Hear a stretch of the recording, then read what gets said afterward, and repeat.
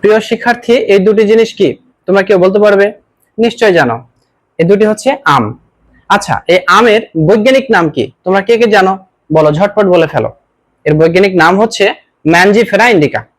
নামের উচ্চারণের দিক থেকে কেউ ম্যাঙ্গিফেরা বলে, কেউ বা ম্যানজিফেরা বলে, সমস্যা নেই। নামের বানানটাও তুমি একটু ক্লোজ সার্কিটে দেখে নাও।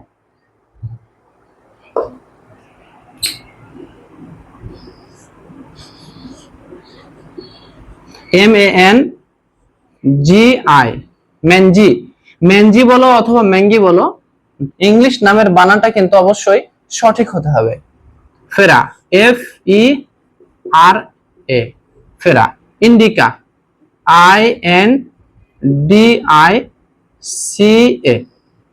এবং যেহেতু এটা আমি হাতে লিখছি, এই জন্য দ্বিপদ নামকরণের নিয়মাবলী অনুযায়ী এই গণ এবং প্রজাতি এই দুটির নিচে আন্ডারলাইন করতে হবে।